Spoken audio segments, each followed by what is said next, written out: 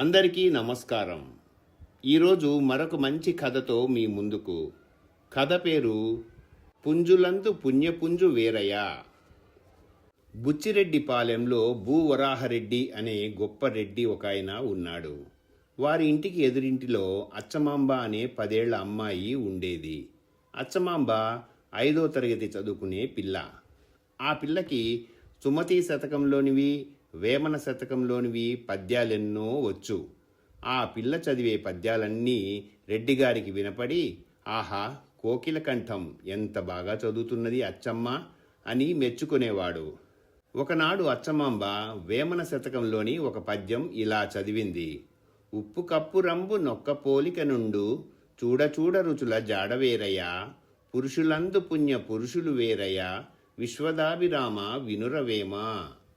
ఎదురుగుండా అరుగు మీద కూర్చొని దంతావధానం చేస్తున్న రెడ్డిగారు అచ్చమాంబని దగ్గరకు పిలిచి కూచోమని, అచ్చమ్మ, భలే బాగా చదివావు పద్యం, దాని అర్థమేమిటో చెబుదు అన్నాడు.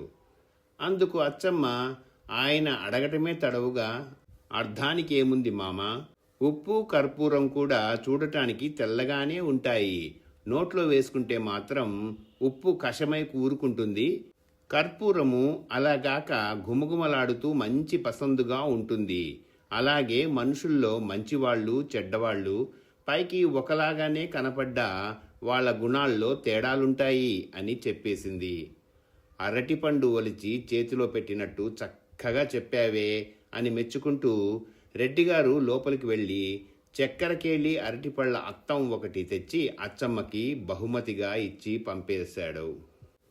ఆ పద్యంలోని భావం చాలా గొప్పగా ఉందనిపించింది రెడ్డిగారికి. పురుషులంతా ఒకలాగే కనపడ్డా వాళ్లల్లో పుణ్యపురుషులు వేరు అని చెప్పడానికి ఎంత మంచి ఉపమానం తీసుకొచ్చాడు వేమారెడ్డి అని మెచ్చుకుంటూ భూవరాహరెడ్డి పెరట్లో వెళ్లేసరికల్లా ఆయనకి తమ కోడిపుంజులు 2 కంటబడ్డాయి. ఆ పుంజులకి కొంచెం దూరంలోనే పెట్టెలు, వాటి పిల్లలు తమ తమ ముక్కులతో ఆహారం ఏరుకుంటూ కనపడినాయి. ఇంతట్లో రెడ్డిగారి పని మనిషి వచ్చి 2 పుంజుల ముందు గుప్పడేసి నూకలు చల్లి చక్కా పోయింది.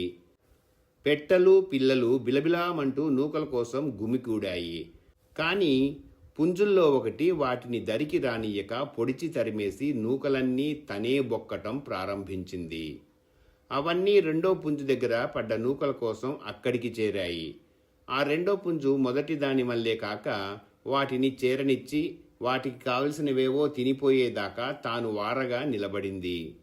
ఒక పుంజు స్వార్థంతో తక్కిన కోళ్లని దగ్గరికి రానియకుండా తరిమెయ్యటము, 2వ పుంజు వాటిని చేరనిచ్చి ఆదరించటము చూసేసరికి రెడ్డిగారికి చాలా ఆశ్చర్యం వేసింది. చూడగా 2 పుంజులు ఒకలాగే ఉన్నాయి పైకి, సర్వం ఒకే పోలిక, అయితేనే గుణాల్లో మాత్రం అంతా తేడాయే. రెడ్డిగారికి అచ్చమాంబ చదివిన పద్యం జ్ఞాపకము వచ్చి, పుంజులందు పుణ్యపుంజులు వేరయ్య, విశ్వదాభిరామ వినురవేమ అని మార్చి చదవసాగాడు ఆయన.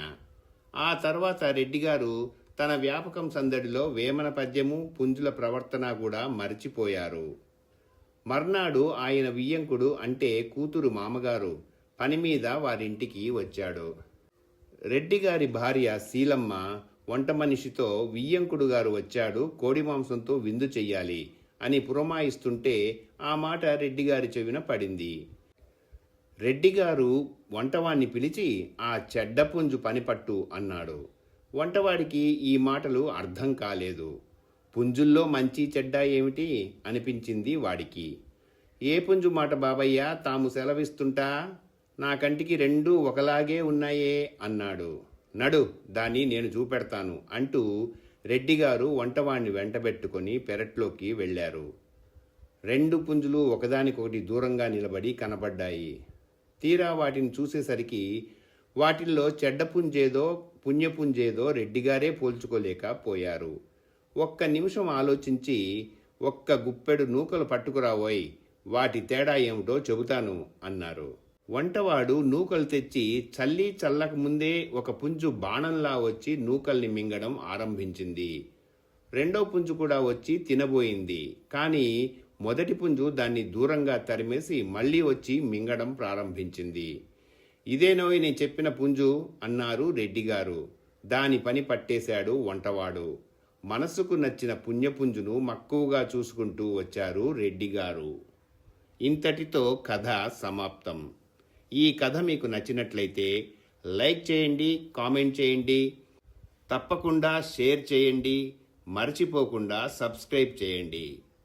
అందరికీ ధన్యవాదాలు. ఇక సెలవు.